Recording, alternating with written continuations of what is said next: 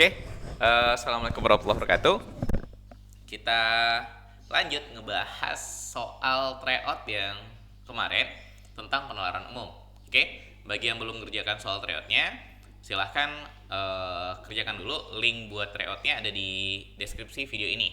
Soalnya juga bisa di-download, ada di sana link downloadnya. Oke, silahkan kerjakan dulu, baru lihat video pembahasannya, biar belajarnya lebih efektif. Oke, ini kita ubah dulu.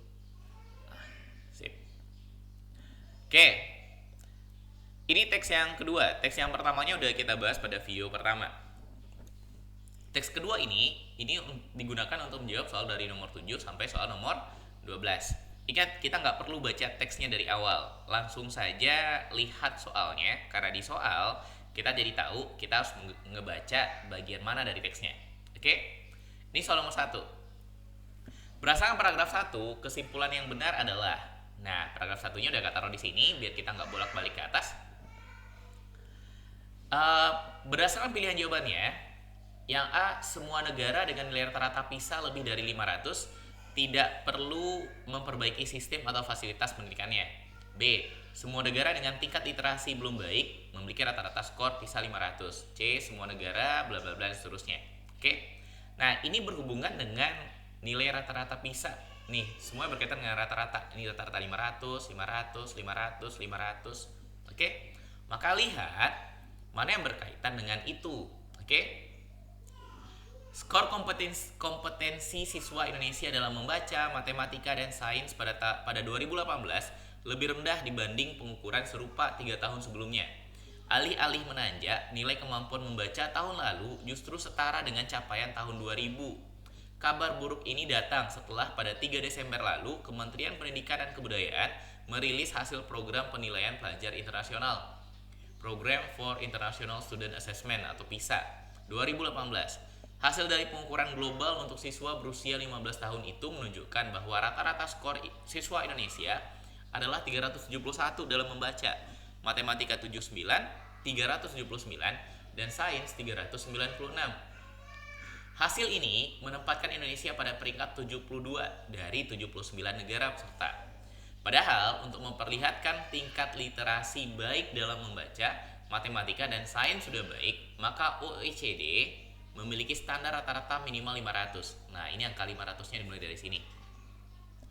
Untuk memperlihatkan tingkat literasi baik dalam membaca, matematika, dan sains sudah baik, maka OECD memiliki standar minimal 500.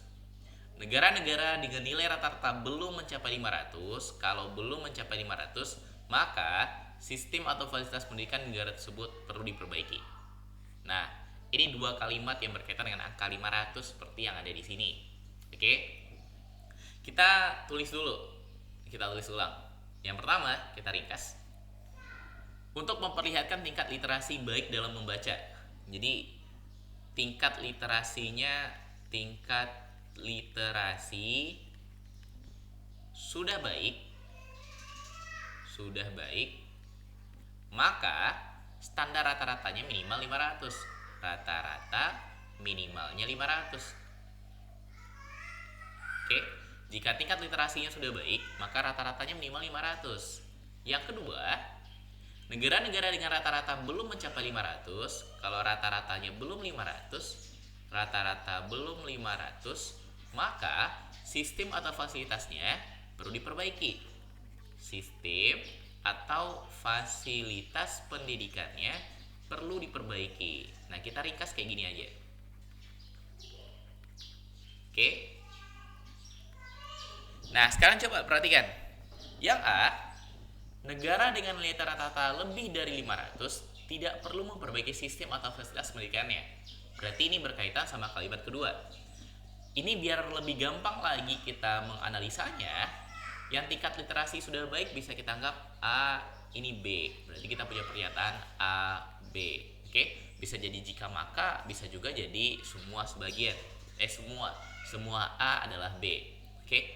Rata-rata belum 500. Yang B itu rata-ratanya 500 minimal. Berarti kalau minimal 500 berarti bisa lebih atau sama dengan 500. Kalau belum 500 berarti itu negasi B. Oke, belum 500. Perlu diperbaiki, kita anggap ini sebagai C. Maka kita punya negasi B maka C. Oke, atau semua yang negasi B adalah C. Nah, sekarang yang pilihan A katanya kalau nilai rata-ratanya sudah lebih dari 500. Negasi B belum dari 500. Berarti kalau lebih dari 500 bisa kita anggap sebagai B. Maka tidak perlu memperbaiki sistem atau fasilitas pendidikannya. Yang C itu sistem dan atau fasilitasnya perlu diperbaiki. Ini tak perlu diperbaiki. Berarti ini B maka negasi C. Oke? Sekarang coba perhatikan.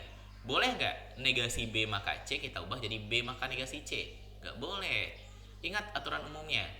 P maka Q itu nggak sama dengan negasi P maka negasi Q. Nggak sama dia, jadi nggak boleh diubah. Oke? P maka Q juga nggak sama dengan Q maka P. Kapan dia samanya? Kalau P maka Q kita ubah jadi negasi negasi Q maka negasi P. Ini baru benar. Oke? Kalau mau dibalik maka masing-masingnya dinegasikan, dijadikan lawannya. Jadi kalau negasi B maka C nggak boleh dijadikan sebagai B maka negasi C. Yang boleh kalau kita ubah menjadi negasi C maka B. C-nya ke depan jadi negasi C, negasi B ke belakang jadi B. Itu baru boleh. Sementara ini nggak boleh. Sekarang yang B. Semua negara dengan tingkat literasi belum baik, rata-rata skor PISA 500. Salah. Kenapa? Sudah baik itu minimal 500. Minimal itu berarti angka 500-nya masuk. Jadi kalau 500 berarti sudah baik. Kalau ini bilangnya belum baik, rata-ratanya 500. Salah, harusnya di bawah 500. Oke? Semua negara yang memiliki skor rata-rata kurang dari 500, maka belum baik. Iya, ini baru benar. A maka B bisa diubah menjadi negasi B maka negasi A. Sesuai dengan aturan ini, P maka Q jadi bisa diubah jadi negasi Q maka negasi P. Nah, tingkat literasi sudah baik, maka rata-rata minimalnya 500. Kalau dibalik jadi apa? Kalau kita ubah jadi apa? Negasi B. Kalau rata-ratanya belum minimal 500 atau di bawah 500, maka negasi A. A itu sudah baik, berarti belum baik. Berarti benar yang ini? Benar. Semua negara yang memiliki skor rata-rata kurang dari 500, berarti negasi B. Maka tingkat literasinya belum baik. Negasi A.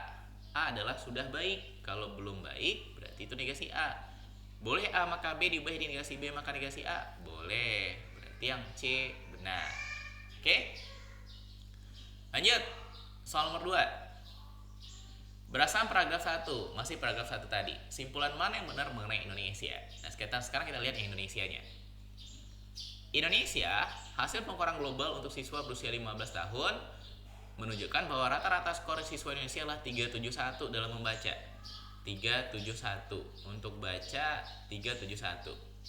Untuk matematika itu skornya adalah 379.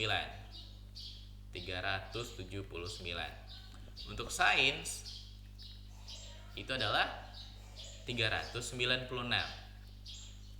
Katanya kalau sudah baik itu rata-rata minimal 500. Ini kok dirata-ratakan 500 nggak? Enggak, jauh dari 500. Belum 500. Kurang dari 500. Oke? Karena kurang dari 500, maka kira-kira apa yang terjadi? Oke? Sudah baik kalau rata-rata minimal 500.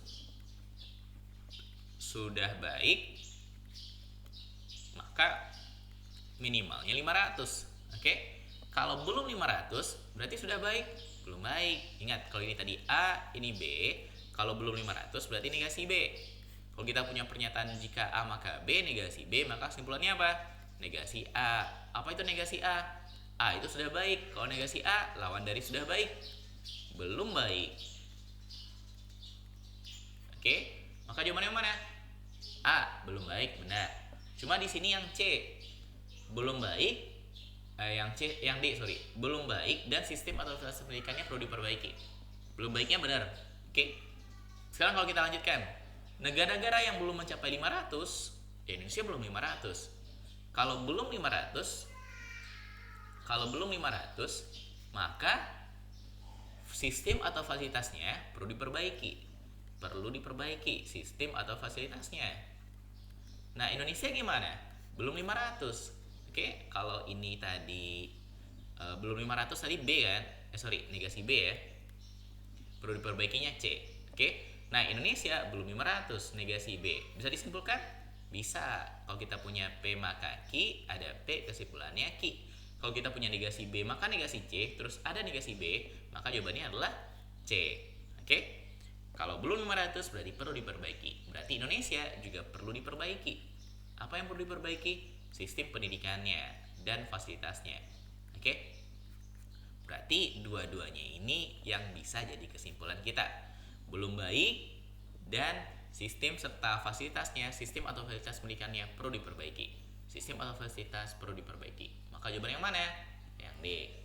Tingkat literasi di Indonesia belum baik dan sistem atau fasilitas pendidikan di Indonesia perlu diperbaiki. Dua hal ini yang bisa kita simpulkan berdasarkan kalimat-kalimat yang ada pada paragraf 1. Oke? Lanjut soal nomor 3. Berdasarkan kalimat yang bercetak tebal pada paragraf 2, pernyataan berikut benar kecuali, berarti yang salahnya ditanya. Benar kecuali. Ini yang dicetak tebalnya. Hasil PISA 2018 menunjukkan 70% siswa Indonesia. Jadi Indonesia katanya 70%-nya tidak mampu mencapai level 2. Tidak mampu mencapai level 2. Berarti yang mampu berapa? 30%. 30%-nya mampu mencapai level 2. Oke. Padahal secara rata-rata hanya sekitar 23% siswa di 79 negara peserta. Dari seluruh peserta yang terdiri dari 79 negara, katanya 23%-nya yang tak mampu menguasai kemampuan baca level 2. Yang tak mampu level 2-nya itu 23% di semua negara seluruh peserta. Tidak mampu level 2. Berarti yang mampu level 2-nya berapa? 77% mampu level 2. Oke? Ini yang paling penting, ini yang ada di cetak tebal. Nah, sekarang kita lihat apa yang benar. Kecuali, itu yang salah ya. Yang A, hanya 30% pelajar Indonesia yang mampu mencapai level 2 pada kemampuan membaca. 70% nggak mampu, 30% mampu. Berarti yang A benar. Oke? Yang B, 23% dari 70% siswa Indonesia tidak mampu mencapai level 2 pada kemampuan membaca. Siswa Indonesia, 70%-nya tidak mampu membaca level 2. Tidak mampu level 2 pada kemampuan membaca. Yang 23% itu adalah seluruh peserta dari 79 negara yang tidak mampu. Apakah 23% dari 70% siswa Indonesia tidak mampu? Enggak. Oke? Ini yang salah. Indonesia ya 70% ini aja. 70% siswa Indonesia tidak mampu. Enggak ada pakai 23%-nya. Oke? Salah. Nomor C. 70% siswa Indonesia yang enggak mampu ini termasuk ke dalam 23% siswa di 79 negara yang tak mampu mencapai level 2. Iya, benar. Indonesia itu kan termasuk ke dalam 79 negara seluruh peserta. Jadi 70% siswa Indonesia yang nggak mampu ini kalau dibawa ke seluruh peserta, maka dia akan masuk ke dalam 23% yang nggak mampu level 2. 30% yang mampu mencapai level 2, kalau dimasukkan ke dalam seluruh peserta, maka dia akan termasuk ke dalam 77% yang mampu mencapai level 2. Oke? Berarti yang C benar. Yang D, 77% di 79 negara. 77% dari seluruh peserta mampu mencapai level 2. Benar. Sebagian besar siswa peserta tes PISA dari 79 negara mampu mencapai level 2. Sebagian besarnya mampu. Yang tak mampu 23%. Yang mampu 77%. Apakah ini sebagian besar? Iya, lebih dari setengahnya berarti itu sebagian besar. Maka jawaban yang salah, yang enggak benar pernyataan adalah yang B. Dan itu yang ditanya. Yang enggak benarnya yang mana? Oke? Lanjut, soal nomor 4. Berdasarkan paragraf 3, jika terjadi penurunan tingkat kesejahteraan, maka apa yang terjadi berikutnya? Oke, lihat kalimat-kalimat yang ada kata-kata jika makanya, terutama yang berkaitan sama tingkat kesejahteraan. Masyarakat pembaca yang terampil, ini paragraf 3, mampu membaca, memahami, dan mengevaluasi dan menyaring informasi, akan dapat menuai manfaat sebesar-besarnya dari sumber bacaan. Tingkat literasi yang rendah akan mengakibatkan rendahnya produktivitas negara. Oke, kita mulai dari sini. Literasi yang rendah akan mengakibatkan rendahnya produktivitas negara. Produktivitas rendah, yaitu jumlah output yang dihasilkan negara tersebut dalam satu periode. Ini pengertian produktivitas negara. Produktivitas yang rendah akan mengakibatkan penurunan tingkat kesejahteraan. Sejahtera turun, tingkat kesejahteraan turun. Tingkat sejahtera turun. Oke. Terus sehingga semakin ini harusnya nggak ada semakin ya. Sehingga angka kemiskinan, pengangguran, dan kesenjangan sosial semakin meningkat. Jadi kemiskinan, pengangguran, dan kesenjangan sosial lainnya, dan kesenjangan sosial jadi meningkat. Kesenjangan meningkat. Nah, di soalnya dikasih tahu tidak terjadi penurunan tingkat kesejahteraan. Berarti yang penurunan tingkat kesejahteraannya nggak terjadi. Oke? Kalau seandainya ini kita sederhanakan, kita buat lebih gampang. Ini kita anggap A, ini kita anggap B, ini kita anggap C, ini kita anggap D. Maka kita punya pernyataan pertama, A maka B, lalu lanjut dengan B maka C, yang ini, terus lanjut dengan C maka D, terus lanjut, habis, selesai. Dan ternyata yang terjadinya tidak terjadi penurunan tingkat kesejahteraan. Berarti yang C-nya nggak terjadi, atau yang terjadi adalah negasi C. Oke? Terus kalau terjadi negasi C, maka apa kesimpulan berikutnya? Yang ada C-nya ini nih, BC sama CD. Kita coba lihat dari BC dulu. Kalau ada B maka C, terus ada negasi C, maka apa kesimpulan yang bisa kita ambil? Negasi B. Oke? Apa itu negasi B? Produktivitasnya tak rendah. Berarti yang B ini benar. Oke? Tapi karena ini kalimatnya nyambung-menyambung, bisa jadi nggak cuma negasi B aja kesimpulannya. Sekarang lihat kalau C sama D. C maka D. Terus kita punya negasi C. Ada kesimpulan? Ini D ya. Nggak ada. Yang kayak gini nggak boleh. Nggak boleh disimpulkan. Atau tak ada kesimpulannya. Ada dua bentuk yang nggak ada kesimpulannya. A maka, jangan pakai A lah. Pakai P, Q aja. P maka Q. Terus ada Q. Ini nggak ada kesimpulannya. Oke? P maka Q, terus negasi P juga, ini nggak ada kesimpulannya. Ini bentuk yang tak dapat disimpulkan. Jangan sampai salah, di bagian ini yang sering salah. Yang mana yang boleh disimpulkan? Ya, yang pernah kita bahas sebelumnya. Kalau kita punya P maka Q, terus P, kesimpulannya Q. Ini benar.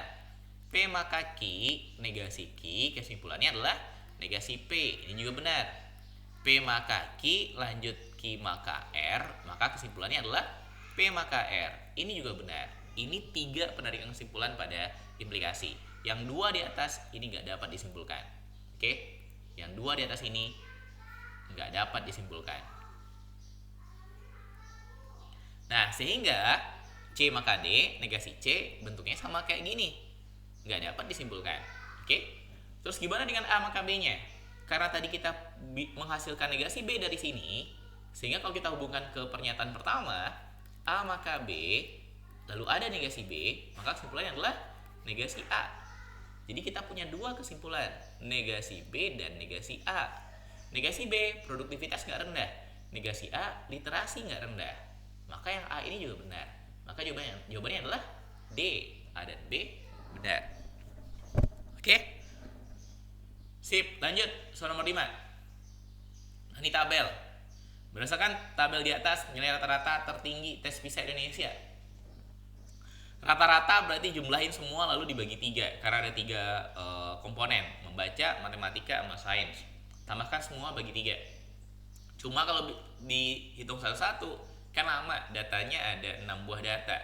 6 kali menghitung nanti jadinya buat mencari mana yang paling tinggi. Nah, untuk data-data kayak gini, sebenarnya kita untuk nyari yang paling tinggi atau paling rendah nggak perlu ngitung semuanya. Ingat, rata-rata itu sama dengan jumlah semuanya dibagi sama N. Oke? Karena kita punya 3 untuk masing-masing tahun, ada 3 komponen, maka jumlahkan ketiga-tiganya dibagi sama N. Nah, kalau kita mau rata-ratanya tinggi, maka jumlah ketiga-tiganya juga harus tinggi. Oke? Yang jumlahnya tinggi yang mana? Juga nggak perlu hitung. Yang pertama tebak aja dulu. Mana kira-kira yang paling tinggi jumlahnya? Ini nggak ada 400-nya. Ini juga nggak ada 400-nya. Yang ada 400-nya 2009 sama 2015. Kalau dibandingkan, bandingkannya mulai dari yang paling tinggi aja dulu. 402 bandingkan sama 403. Lebih tinggi 403. Oke. Yang nomor 2-nya 397. Lebih tinggi dari 383. Lebih tinggi 397.